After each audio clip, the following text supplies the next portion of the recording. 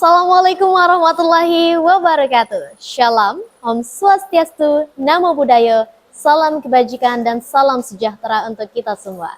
Salam olahraga, jaya! Kembali lagi bersama saya Olivia dalam program obrolan asyik seputar olahraga disabilitas. Kali ini kita akan membahas kasus ataupun tema yang berjudul Tantangan dan Masa Depan Klasifikasi Olahraga Disabilitas. Narasumber kita kali ini adalah seseorang klasifier internasional, seorang guru besar Universiti Kebangsaan Malaysia. He is a professor of epidemiology and he is statistic and a faculty member at the Department of Community Health, Faculty of Medicine UKM. Itu dalam segi akademik dan juga Head of Para Badminton Clarification Internasional. Terima kasih. Ini dia Profesor Dr. Samsul Azhar bin Syah. Oke, boleh disapa Prof. Teman-teman yang sedang menonton. Ya, terima kasih Olivia kerana mengundang saya pada petang ini untuk berbicara mengenai klasifikasi. Salam sejahtera kepada semua. Saya mohon boleh kalau kita boleh berbicara dalam bahasa Indonesia dan bahasa Malaysia dan juga bahasa Inggris. Yes, mungkin. Boleh sekali. Ya, terima kasih. Mungkin boleh ditambahkan bahasa lainnya juga. Iya, Okay, begitu ya Prof ya. Oke, sebelum memasuki topik utama, boleh diceritakan sedikit nih, bagaimana awalnya Prof terjun ke dunia klasifikasi olahraga yang disabilitas internasional ini. Okay. Pada asalnya saya memang berminat dengan sukan olahraga disabilitas ini. Disebabkan saya sendiri memang seorang yang disabled. I'm a disabled person. Saya menggunakan tongkat untuk bergerak dan pada tahun 1998 ramai yang belum lahir lagi masa itu. Jadi kita sudah bermula dengan kursus-kursus klasifikasi dan saya secara naturalnya berminat dan terus menjadi International Table Tennis Classifier pada asalnya dan diikuti dengan International Classifier untuk para badminton. Dan dari tahun 2000 ke 2009 saya sebenarnya mewakili Malaysia dalam acara tenis meja wheelchair. Jadi sampai sekarang sejak tahun 2020 saya menjawat sebagai Head of Para Badminton Classification. Luar biasa sekali. Nah, Prof, banyak mungkin orang awam ini belum paham betul itu apa sih klasifikasi dan menurut Prof itu apa klasifikasi dalam disabilitas? Oke, disabilitas ini seseorang yang disabilitas disabilitasnya adalah berbeza dengan disabilitas orang lain. Ramai orang yang disabilitas dan sangat unik disabilitas ini. Jadi kita tidak boleh meletak dia dalam satu kumpulan yang sama. Apabila contohnya nak main badminton, yang tak boleh berjalan, tak bolehlah bermain dengan orang yang boleh berjalan contohnya. Jadi kita perlu memberikan kelas kepada mereka dan ini adalah tugas classifier, nak memastikan dia berada di dalam kelas yang betul supaya permainan itu atau sukan ataupun olahraga itu adil bagi mereka bila mereka bertanding. Nah, kalau untuk klasifikasi badminton sendiri itu kan ada beberapa kelas. Berapa kelasnya dari disabilitas internasional? Dari segi internasionalnya memang atau tidak internasional sekarang ni memang ada 6 kelas sahaja, iaitu 2 di wheelchair yang menggunakan wheelchair kerusi roda, 2 di kelas yang berasaskan kaki, yang mempunyai kelemahan pada kaki, 1 dekat tangan, 1 kelas dekat tangan dan 1 lagi kelas adalah untuk yang orang-orang kerdil ataupun dwarfism. Jadi itu 1 kelas. Jadi ada 6 kelas semuanya dalam para badminton. Oke. Kalau dari cerita dari Prof tadi itu kebanyakan dari tunadaksa. Kalaupun ada tuna netra ataupun tuna itu, apakah ada kelas tersendiri? Mereka tidak, pada masa ini kita tidak memberikan mereka kelas. Tuna netra at the moment difficult, susah nak main badminton. Okay, dia tidak akan nampak shuttlecock itu. Dan kalau nak buat shuttlecock itu mungkin terpaksa membuat shuttlecock tu berbunyi ataupun bercahaya kan. Mungkin susah. Dan kita juga tak ada deaf. Tidak ada deaf dan juga tak ada mental ID, intellectual disability, grahita. Belum lagi. Sebab mereka itu sangat unik juga. Benar. Bukan senang nak membuatkan klasifikasi mereka tu. Jadi kita fokus pada masa ini BWF fokus kepada fizikal. Untuk tunagrahita itu sebenarnya ada sports dia sendiri. Dia ada dibenarkan, dia inclusive sports. Maksudnya apa sahaja yang mempunyai masalah mental dan sebagainya boleh masuk dalam kumpulan ini. Dan mereka main among themselves. They cannot play with the other group. Yeah. Oke, jadi seperti itu ya. Yeah. Oke, Prof, bisa dijelaskan sedikit bagaimana proses klasifikasi dilakukan terhadap atlet-atlet sebelum mereka bisa bertanding? Okey. Kalau di peringkat antarabangsa dan juga peringkat nasional, contohnya di Indonesia, kita berharap bahawa atlet itu sebelum dia pergi bertanding untuk kelas untuk player ataupun atlet yang baru, yang new atlet, dia kena menyediakan borang klasifikasi itu, borang medical form. Borang medical form ini, ya, formular ya, dipanggil formular, yang medical forms perlu diisi oleh doktor.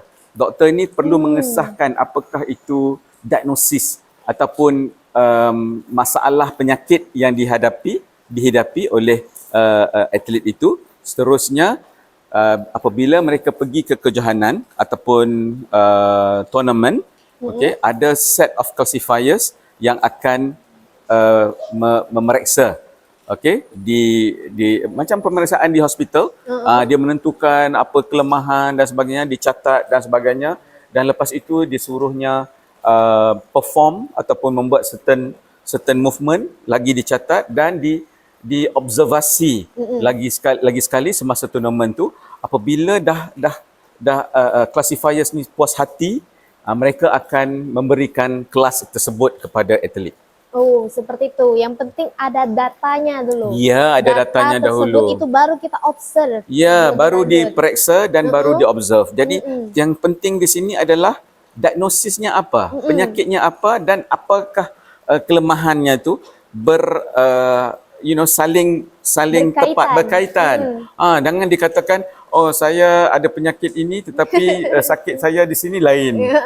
Tak boleh. Jadi mesti tepat. Jadi ini untuk memudahkan classifier membuat keputusan. Okey, dengan data yang jelas tentunya dari hospitality. Iya, betul. Dari hospital. Daripada doktor yang berkaitan dengan penyakit itu. Baik, mungkin itu untuk prosesnya. Iya, betul.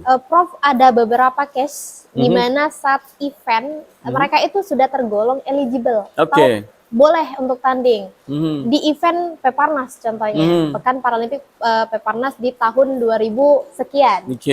Dan di tahun berikutnya tiba-tiba dia digolongkan sebagai tidak eligible. Itu mengapa bisa terjadi, Prof? Apakah ada perubahan dari pengklasifikasinya atau bagaimana, Prof? Itu adalah satu yang possible. Kemungkinannya mungkin ada perubahan dari segi dipanggil kriteria yang minimum itu berubah. Mungkin. Tetapi ada juga satu lagi kemungkinan. Kadang-kadang selepas dia diberikan satu kelas contohnya, dia berlatih dengan keras dan sebagainya. Mula-mula mungkin tak boleh bergerak, kaki itu tiba-tiba sudah boleh bergerak sebab dia train so much, dia bergerak.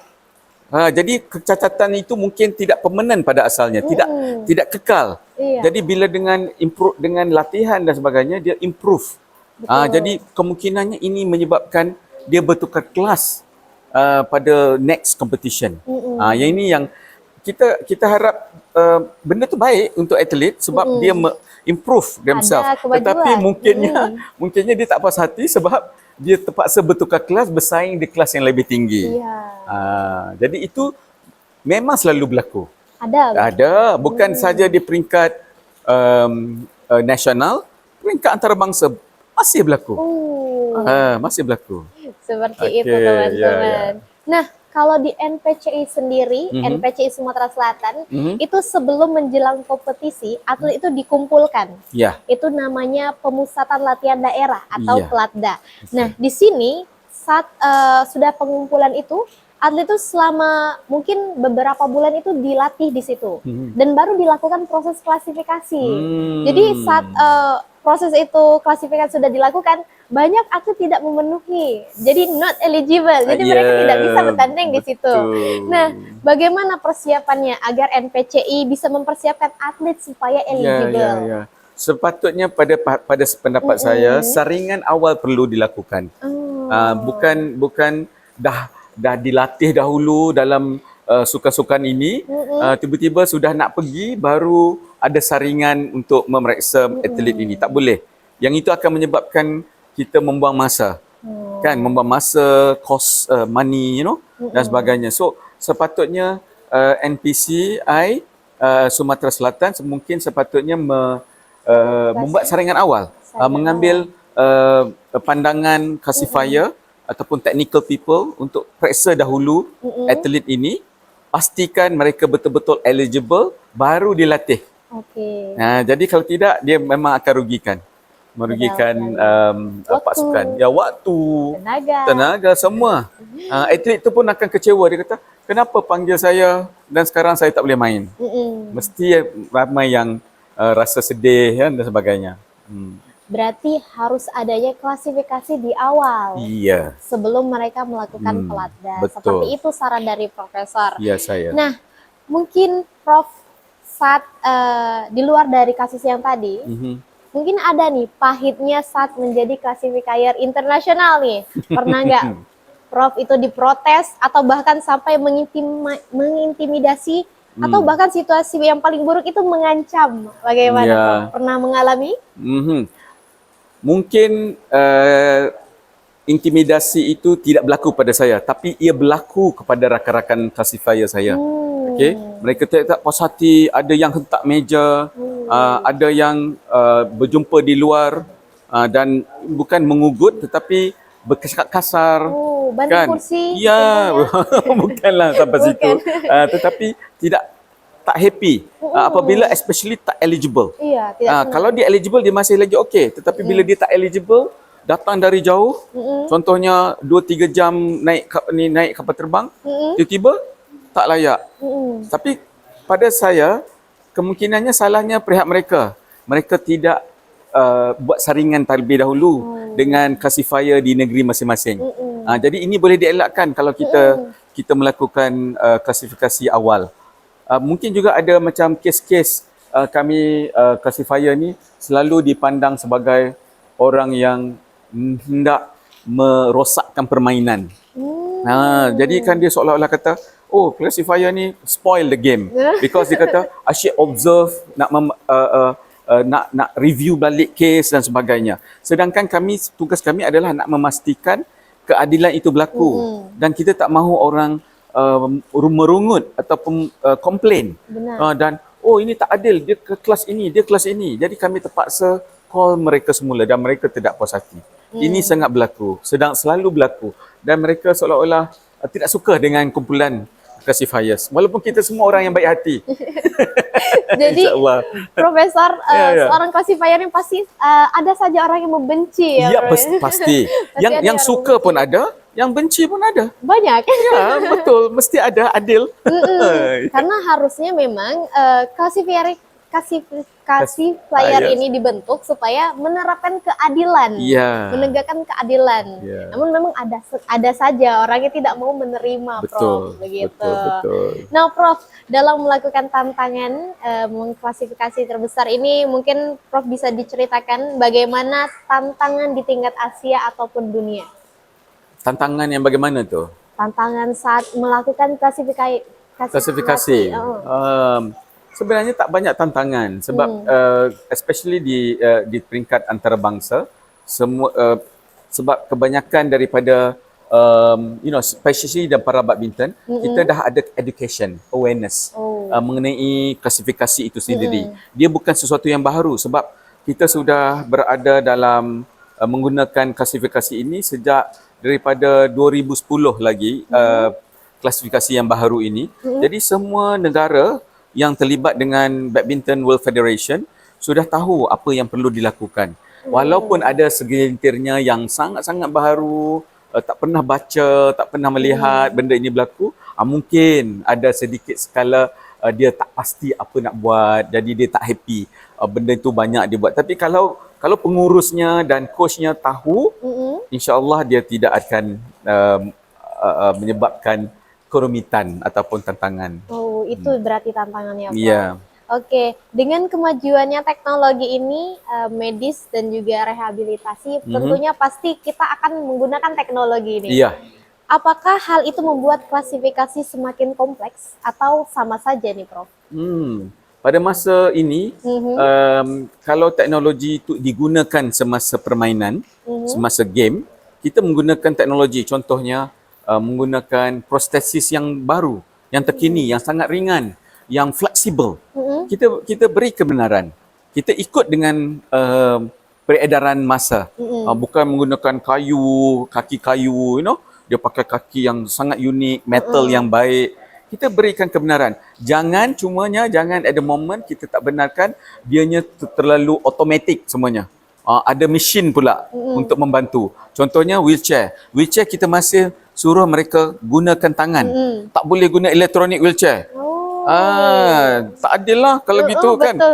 So, ada pula yang contohnya negara-negara yang memang advance dalam wheelchair, wheelchairnya sangat responsif, pergerakan dan sebagainya. Jadi kita tak benar. Jadi untuk adil, semua orang terpaksa menggunakan manual. Baru ada daya sukan itu. Kalau tidak dia gunakan ini automatik saja. Betul. Tinggal pencet-pencet saja. Ya. Itu je. Jadi seperti itu. Dengan adanya teknologi tetap harus ada tantangan juga terhadap mengalami teknologi tersebut. Tapi untuk mengklasifikasi, apakah tim klasifier ini memanfaatkan teknologi dalam mengklasifikasinya? Ya, kita menggunakan contohnya video dengan biomechanics. Untuk melihat movement, kalau certain target players, targeted players yang kita rasa macam sepatutnya mungkin dia boleh buat ini, boleh buat itu dan sebagainya, kita boleh analisis video. Jadi kita boleh lihat pergerakan itu macam mana dan confirmation dengan video analysis. Yang itu antara teknologi yang kita gunakan.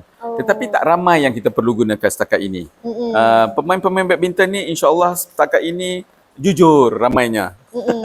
Tidak mahu menipu dan sebagainya ya. Oke, mungkin itu ya tadi kalau misalnya untuk kemajuan teknologi. Dari sisi NPCI Sumatera Selatan atau NPCI se-Indonesia nih, langkah-langkah apa yang sebaiknya disiapkan agar atlet tidak mengalami masalah saat proses klasifikasi di tingkat nasional maupun internasional? Okey. Dia ada dua-dua pihak perlu memainkan peranan.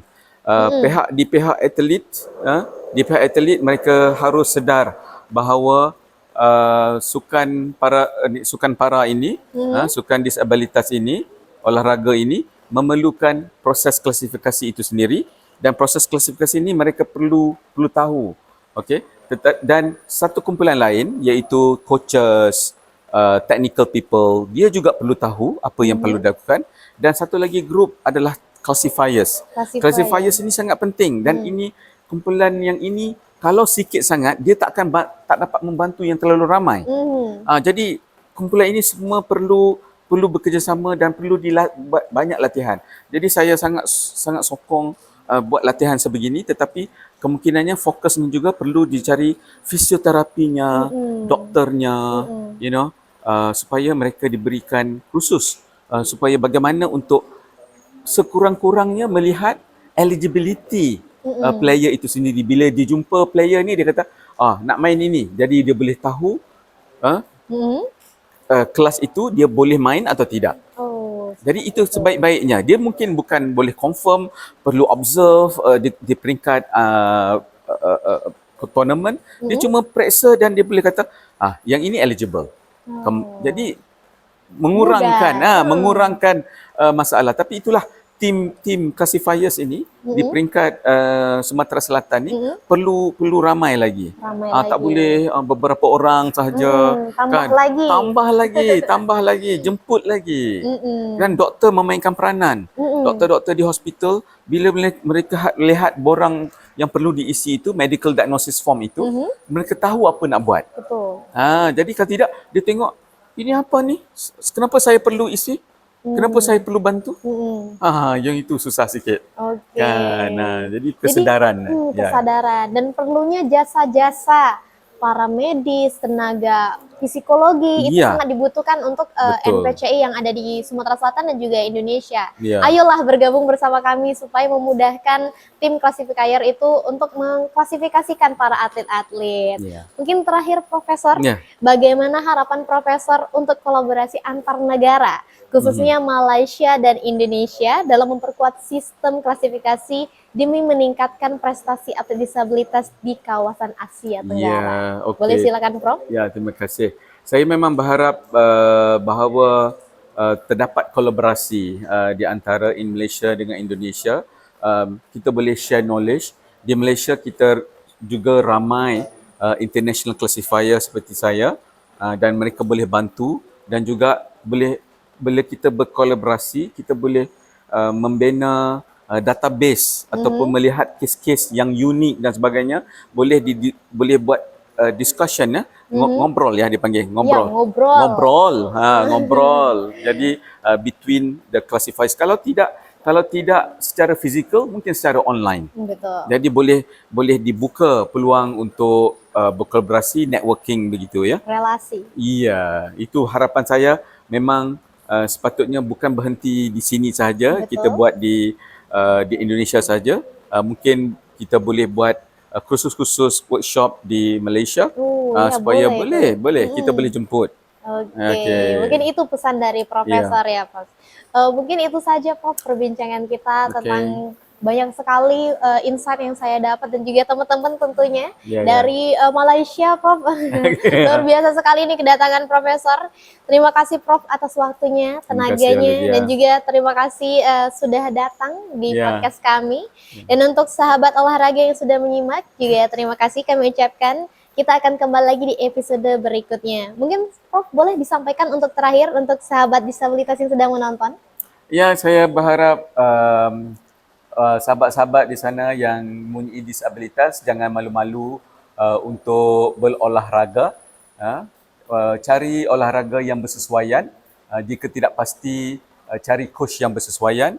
Dapatkan klasifikasi awal supaya lebih faham, lebih jelas dan boleh melatih diri dalam kelas yang diberikan daripada tidak pasti dan sebagainya. Jadi dan sukan ini, olahraga ini penting untuk semua, bukan sahaja untuk orang sihat. Walaupun mungkin kita tidak sampai ke peringkat dunia, kan, tetapi ia tetap memberikan kesihatan, terutama kepada orang-orang yang mempunyai disabilitas. Iya, itu penting sekali ya. Karena olahraga itu hak untuk semua orang. Betul. Begitu Profesor? Ya, terima kasih. Mungkin itu saja obrolan kita. Sampai jumpa di episode berikutnya dalam program Obrolan asyik seputar olahraga.